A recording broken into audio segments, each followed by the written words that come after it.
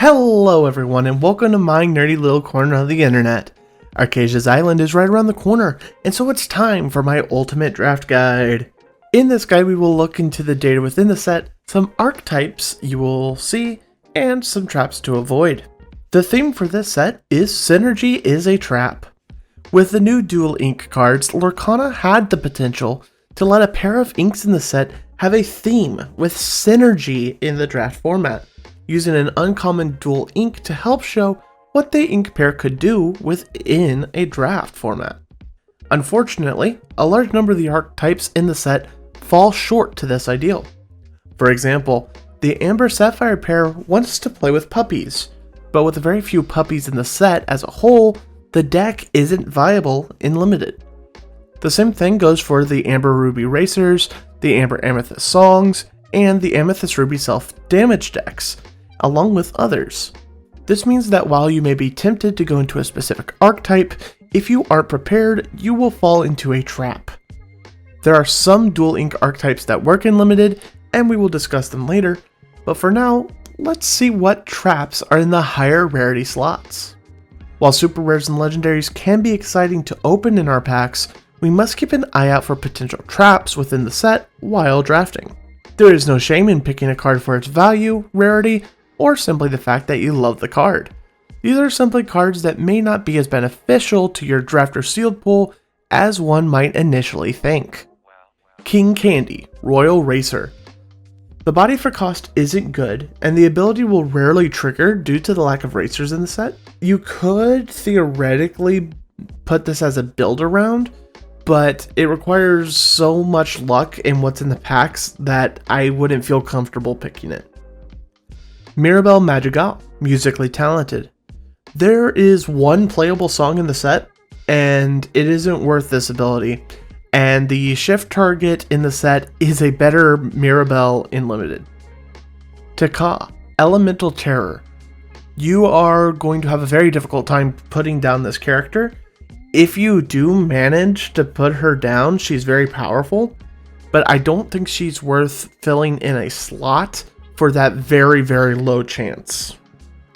The Return of Hercules. This not only is going to fill a higher part of your curve, but also requires an even more expensive character in your hand when you play it.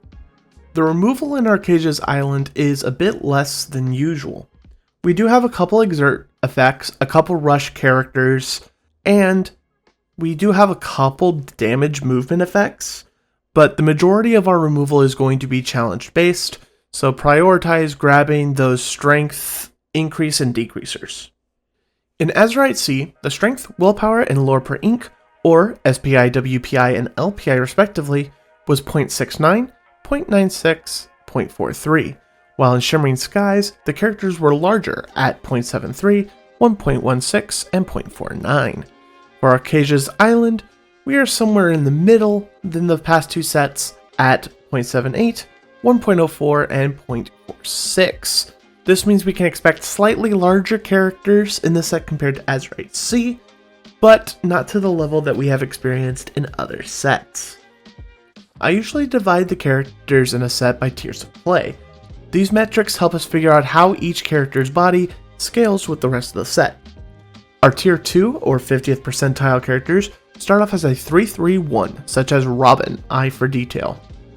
At tier 3 or the 75th percentile, these characters start off as a 4-5-2, such as Mittens, Sassy Street Cat. The cost curve for commons and uncommons is a bit different from other sets, as the drop-off is much more linear from the costing of 2 down to 6. This means that the curve ratios for commons and uncommons is pretty well built, and we don't necessarily need to heavily prioritize a certain cost. The expected number of evasives and evasive interactions is a tad less than in recent sets, and thus we should put more priority on evasive interaction. The expected number of card advantage is also significantly less than in recent sets, so I would put more priority on draw as well. We can expect a normal amount of bodyguards in this set compared to previous ones, and thus we don't need to put a heavier priority on them. However, a number of the bodyguards in this set are incredibly powerful and kind of slot more into the bomb range than the bodyguard range. Let's take a look at some potential deck archetypes within the set. First is the items deck. There are a ton of fun and playable items, as well as ways to gain value banishing them, and even further potential value for having them in your discard. If your first pick is a Bell Mechanic Extraordinaire, I would consider playing this deck. Next is the Allies deck. This is incredibly straightforward. Get the ally rewards early, and then set your curve with valuable ally characters. There are 61 of them in the set, so you should be able to get plenty. Finally, the Challengers deck. Pretty much grab any of the cards from the Milan franchise, get some healing and some buffs, and just have a fun time challenging your opponent's characters for value. For our final segment, I will give my top 5 commons, uncommons, and rares for the set. Usually we go by ink, but with the introduction of dual inks, it creates a little bit of chaos, so we're going to be changing up our format for this section. My top 5 commons are as follows. Bolt, Dependable Friend. He has 2 lore and support, making him a perfect quester that grants a strength boost to your challengers. So Much to Give. Granting any character of yours bodyguard is powerful, with the potential to being free and replacing itself on top of that makes this one of the very few playable actions. Grandmother Fa, Spirited Elder. Similar to Bolt, but half the cost. She essentially has support too, which is much more valuable earlier on. Mulan, Disguised Soldier. A solid turn 1 play that digs into your deck and is a shift target for one of the better cards in the set. Jafar, Aspiring Ruler. A 3-cost character with a 3-cost body with upside will always be a solid common. Here are my top 5 uncommons. Lady Cluck, Protective Confidant. A 5-cost bodyguard with 7 willpower is incredible and limited. Adding ward on top of it to disrupt any potential shenanigans makes this even better. Windy Darling, Pirate Queen. A large body with 2 lore, evasive, and an ability that disrupts opponents' challenging plans is the perfect top end for your curve. Snow White, Fairest in the Land. Snow White essentially has super evasive, and since there are very few ways to remove her, she is a fantastic 4-drop card. Li Shang, newly promoted. Being able to challenge ready characters is very strong and limited, and becoming a 4-3 after the first challenge makes him a great common in the set. I'm gonna cheat in this final slot by putting in the coils, as all of them have very good value for inking cards in the mid to late game. The Amber coil heals up, Amethyst moves damage, Emerald grants evasive, Steel lets you dig, while the Ruby and Sapphire coils improve your challenges. Here are my top 5 rares. Restoring the Crown. If you set this up where you can get 2 challenges out of this and gain 4 lore, this can be a huge tempo and lore swing, which is perfect for an uninkable 6-drop. Mushu, Majestic Dragon. A solid body for cost with 2 abilities that on their own would make this card a bomb. Put it together and it's probably the automatic first pick. Jasmine, Inspired Researcher.